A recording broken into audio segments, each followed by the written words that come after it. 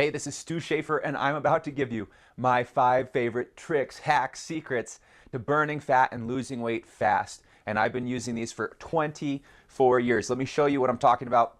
Quick case study. I had a client named Carolyn. She had autoimmune. She was in her 50s, menopausal. You name it, she had an issue. I'm just going to say that. She was a wonderful woman, but man, her body was working against her. And she tried for 10 years to lose weight. She was smart, successful, had a family, a career, and couldn't get her weight to budge. In fact, it kept going up slowly. In just 3 months, she was able to lose about 18 pounds of body fat working with me. You can see the differences. Obviously, we applied the food quadrant, which is what you eat, how much you eat, the food combinations at each meal, and the timing of foods. But I'm going to go over 5 tips right now. If you start applying these, you can see some awesome fat loss and weight loss really quickly. So let's jump in. First of all, what's the difference here, and why do I not recommend calories? Because you'll see here, there's nothing here that even has the word calories in it, because you're either going to have what's called RMS, which stands for repressed metabolic syndrome. Now, all that means is you've repressed or you've shut down your own metabolism, and now it's really easy to gain fat and almost impossible to burn fat. That happens when you do too many different diets, you cut calories, you do things like keto, which cut out carbs, things like that.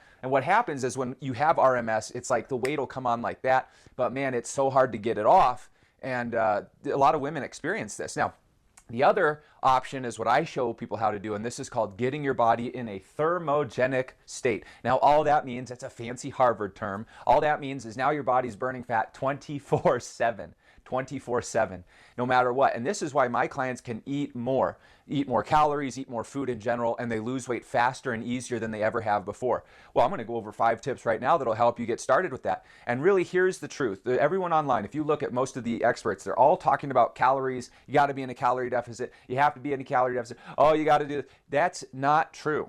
That is one way to lose weight. It's probably the worst, okay?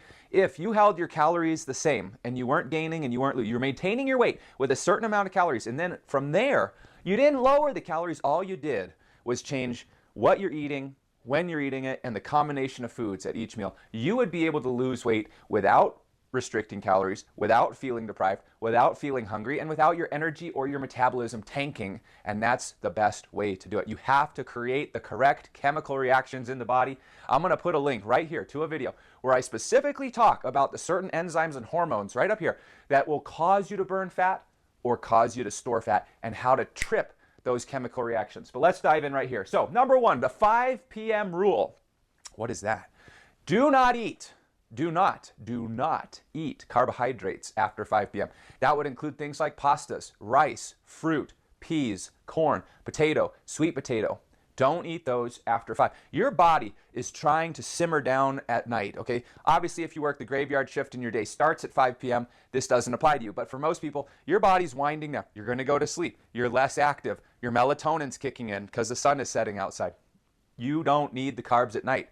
Carbs are raw energy. If you put that in your body at night, body has nothing to do with it. It's going to store it as fat. Number 2, carb combination. You should never eat carbs by themselves. And this is why so many people think carbs are bad, because they're not combining them with the right food. They're not eating the right carbs either. There's 16 different types of carbs, but never eat carbs on their own. Whether it's an orange, a fruit, whether it's sweet potato, rice, even if it's a healthy carb, don't eat it on its own. That will cause you to store fat. And this is why so many people get confused. They eat carbs for a snack. Oh, well, what are you going to have for a snack? Oh, I'll have some hummus and crackers. Double carb. Now all of a sudden you're not combining it right. You will spike your insulin. You will cause the wrong hormones and enzymes to start being produced, and that will cause you to store fat. So you need to combine foods with carbs. Plain and simple. Never eat carbs on their own. Number 3, the carb and fat rule. Don't combine carbs with fats. Do not combine carbs with fats. Hummus, nut butter and bread, avocado toast, nut butter and fruit, macaroni and cheese. I mean, this is the combination that's going to cause you to store fat. Now, I just did a video. I'm going to link to this one too. I just did a video that I explain exactly the combinations of foods, how they work, which causes your body to store fat, which causes your body to burn fat. So if you're interested in how the combination of foods work, go to that video. You can click it up there. Okay. My 4th tip, increase. You know, I left these vague so you'd have to watch the video. Okay, I'm just going to be honest with you. Increase your activity. Now, this is really weird because if you've heard some of my other videos, you may have heard me say, don't over-exercise. That's not good. And it's true. If you over-exercise, if you do too much exercise, that will prevent you from losing weight. I'll go over that in a future video, exactly why and what happens, especially if you're a woman. And then especially if you're a woman in menopause, okay? But you want to increase your activity. What's the difference? Okay, exercise would include things like going for a walk or a bike ride or a run or lifting weights or yoga or Pilates. This is a designated maybe half hour to an hour worth of thing that you're doing as exercise. I'm talking about increase your activity throughout the day.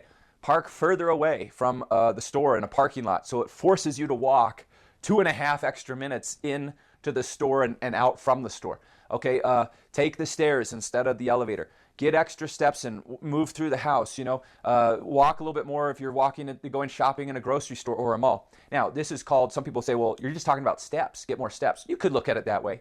There's a name for this. It's called NEAT. NEAT. Oh, and it stands for non-exercise activity thermogenesis. Yeah. Now, what that means is all the little things we do through the day, typing, for example, okay, sitting up, standing up, sitting down from your office chair, going to the walking to the bathroom, walking to the drinking fountain, reaching up to put something away, bending down to put something away or pick some, all these little movements, things, activities that we do through the day are called NEAT.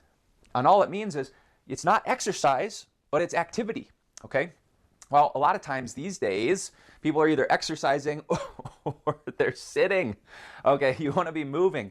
And that movement, believe it or not, it creates a huge chunk or impact on this thermogenic state. And so if you increase that, that's a huge way to burn fat. Now, why would you do that and not more exercise?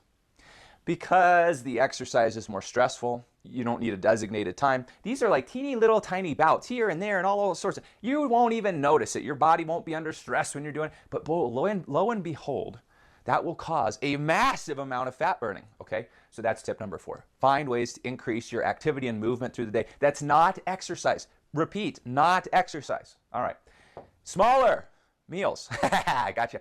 Okay, so smaller meals through the day. You want smaller meals. Why?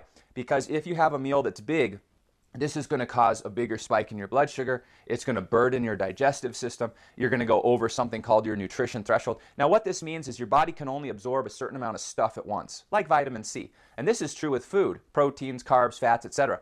If you eat too big of a meal, you'll digest all of it. Your body will use whatever it can. Anything above that threshold, the scientific term is nutrition threshold, anything above that threshold, you'll store it as fat. Now remember, that doesn't mean you'll automatically get fat, but if you're storing what you eat as fat and then you're trying to burn fat, you have to now burn off that extra stuff you just stored before you start tapping into your other extra stored fat cells. So if you can eat and do things in a way that what you're eating never makes it to your fat cells and then you're burning fat, you're going to burn that extra body fat off way quicker. So you want to look for ways to have smaller meals through the day instead of fewer, larger meals. That'll really help with a lot of these things.